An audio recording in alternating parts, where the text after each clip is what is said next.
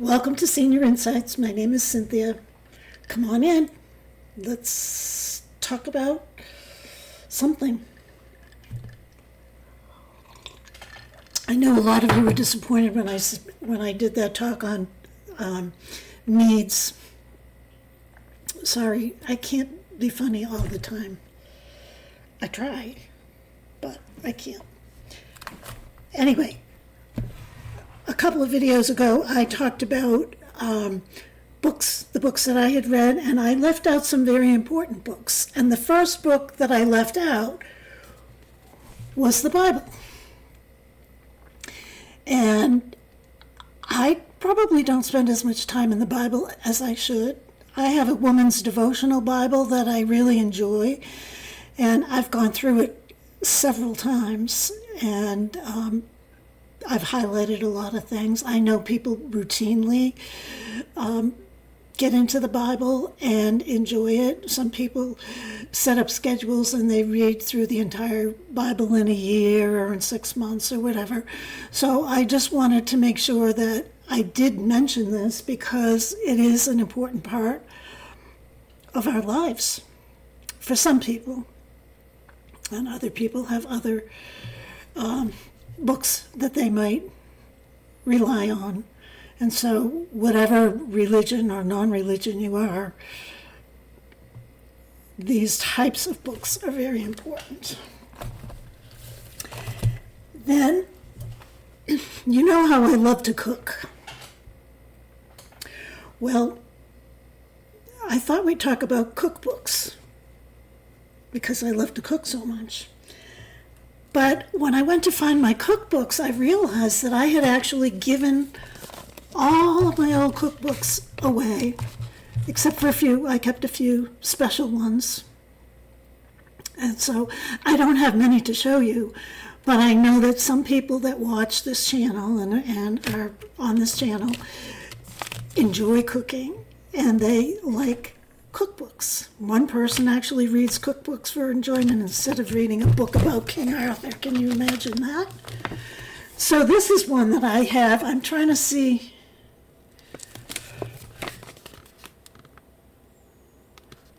The Joy of Cooking by Irma Rombeyer, Marion Rombeyer Becker, and Ethan Becker. So I'm trying to figure out how old it is, but I can't, it doesn't seem to, I know it's pretty old. Well, this one says 1997, but I swear it's older than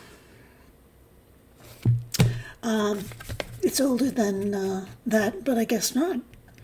And I'll just read the inscription inside from the people who wrote it, the dedication thing. It says, "To Granny, Rom, Mom, and Pop, all of whom gave life and soul to joy, and to the millions of friends who have given joy their love." So this is one of the books that I kept. There are certain recipes that I use in here. One of them is scalloped potatoes. Another one is quiche.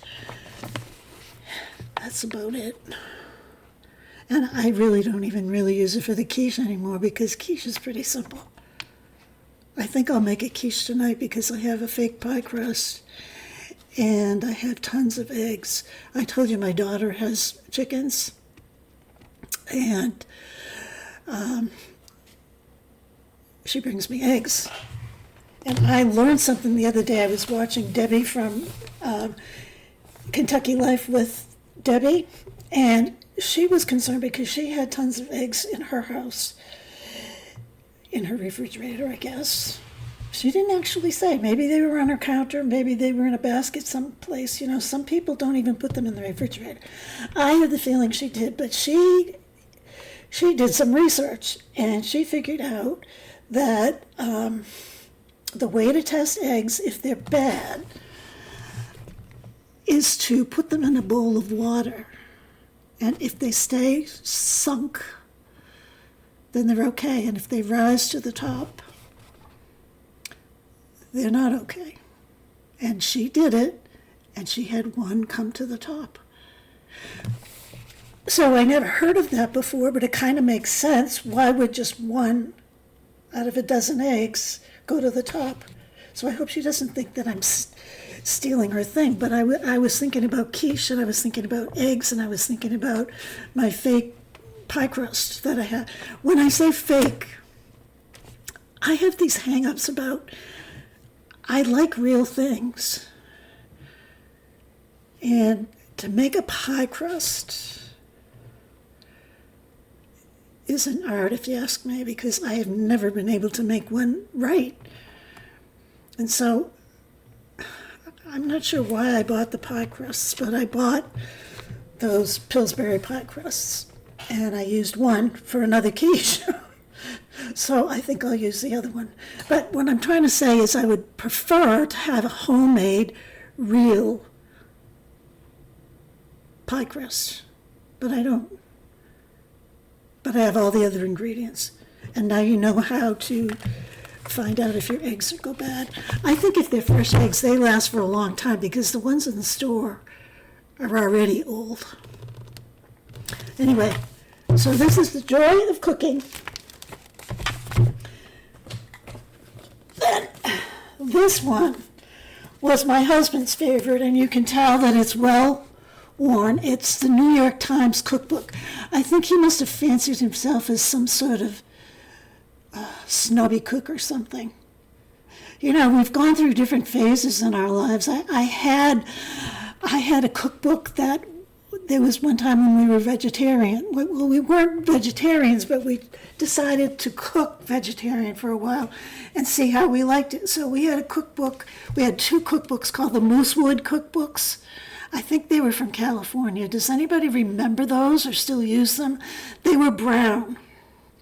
Anyway, this is kind of like fancy French. Well, this doesn't sound too fancy. Grilled fish in foil. That sounds like a camp dinner. Oh, here's one. Pescado Veracruzano. Striped bass with onions, tomatoes, and peppers. Beef stew. We know how to make beef stew. Baked sliced potatoes with Gruyere cheese. Oh, there's all kinds of salad dressings too. You know one thing he used to make? Have you ever made?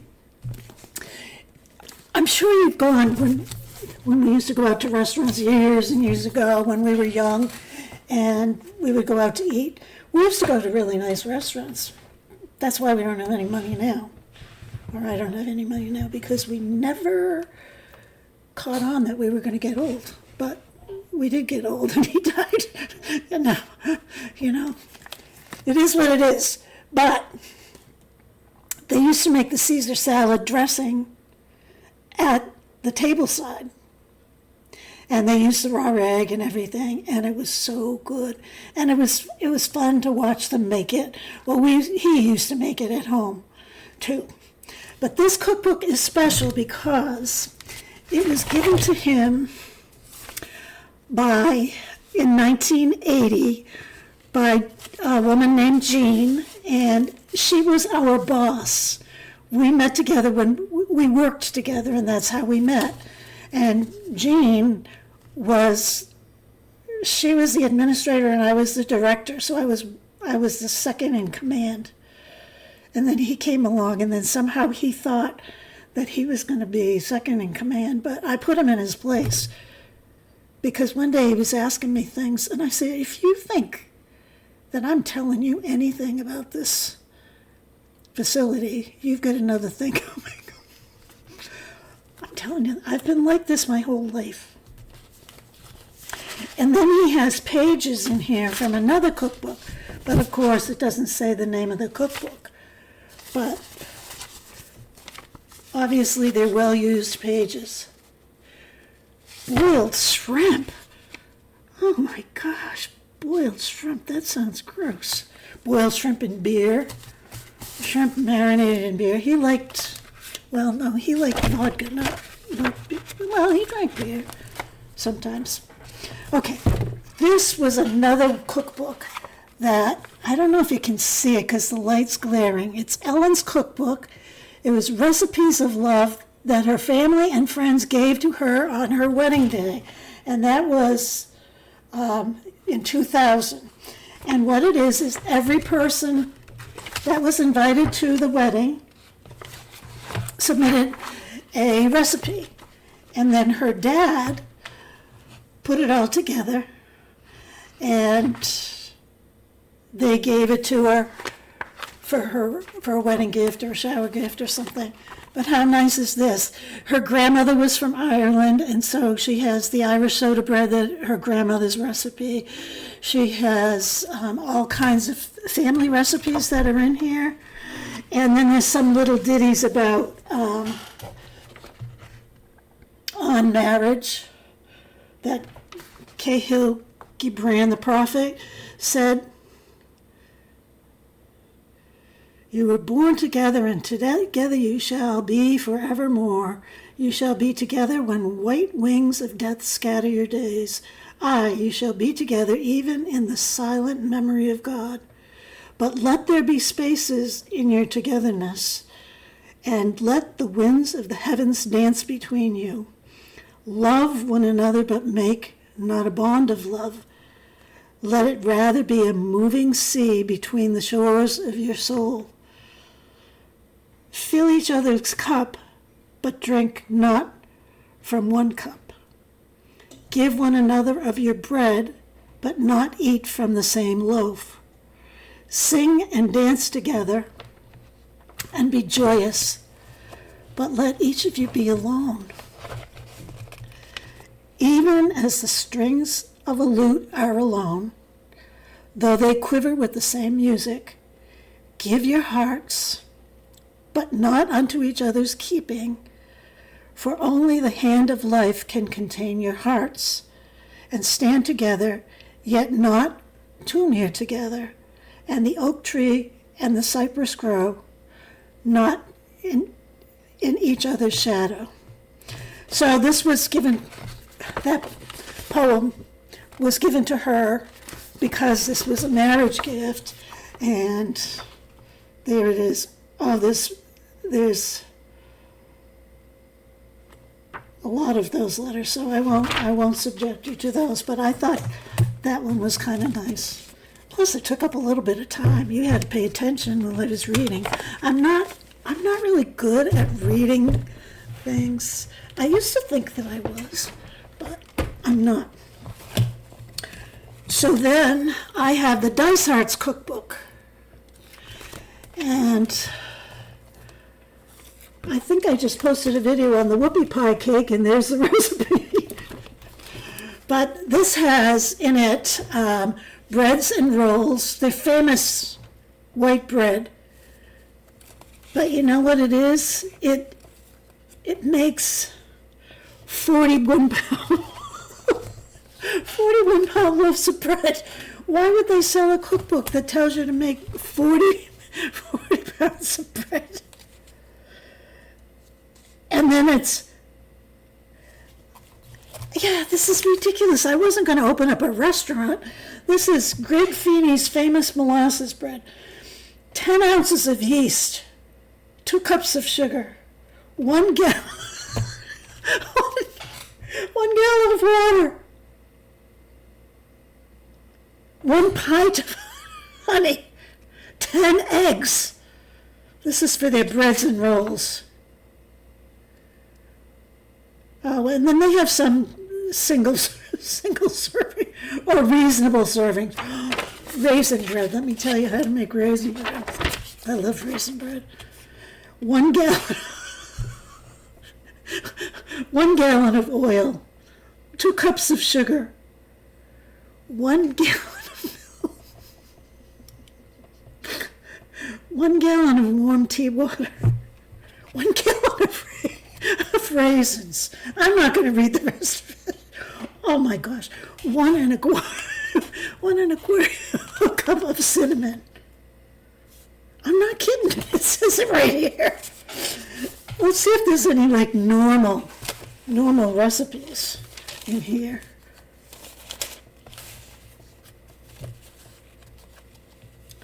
Yeah, Maine blueberry muffins, apple muffins. Yeah, these are reasonable. Like, you'll get a muffin tin full, not 10 tins full that I can see. Applesauce donuts, I never heard of those. So there's all kinds of salad dressings, which is kind of nice.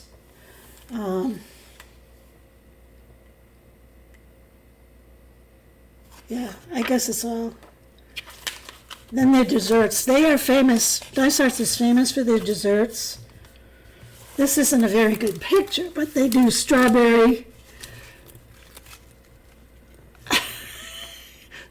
shortcake, strawberry rhubarb pie, raspberry pie,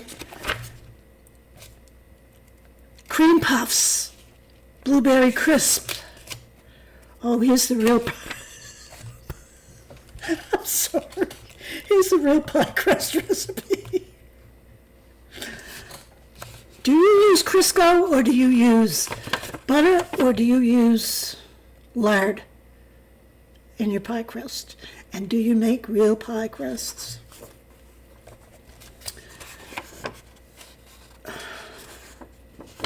I think you've had enough of this. Oh, hunting camp favorites. Game. Oh, gross. Marinade. Okay, this is the stuff you put on a deer, I guess, or whatever you catch. Baked partridge.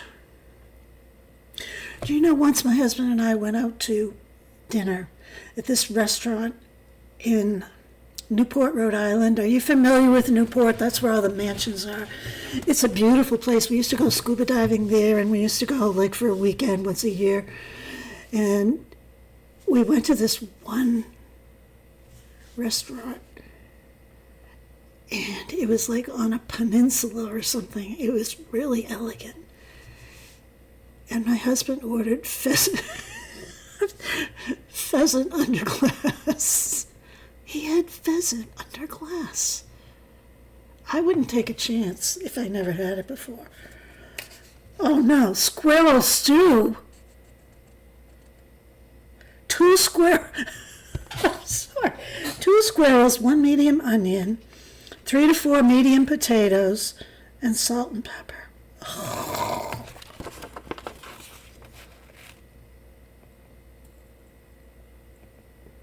Venison and apple.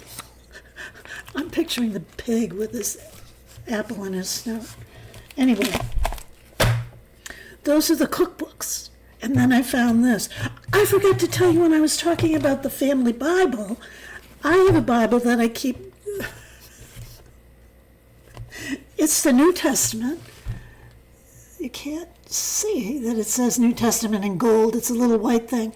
I've had this since I was in nursing school because they used to go around, it's the Gideons, and they gave each nursing student this little handbook. It's the New Testament with Psalms and Proverbs. And I keep on the back of my toilet, just in case if there's someone in there, sitting in there, and wants to read the Bible. They can get it. It's right there. So then I had this thing that I thought was interesting. But now you don't need a cookbook like this. I bought this several years ago because, once again, I was going to make gifts in jars, in canning jars. So I got this because I thought it was great. It had the recipes and it had the tags to go along.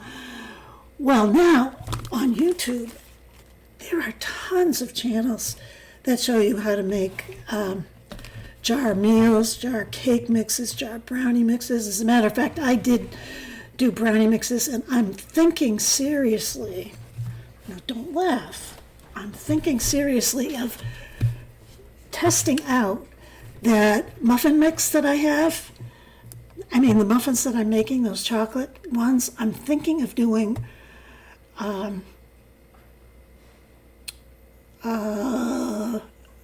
mix to keep on my shelf, because I can't stand cooking or baking, because you have to get all the ingredients together, then you have to mix it together, then you're supposed to the eggs are supposed to be at room temperature and all that stuff. But if you had all the dry ingredients all ready and all you had to do was add the oil and the eggs or whatever else, it wouldn't be that bad. That's what I do with my brownies. I usually have a few brownie mixes, so in a pinch, if I ever get invited someplace, which is extremely rare, I could make a batch of brownies. Anyway,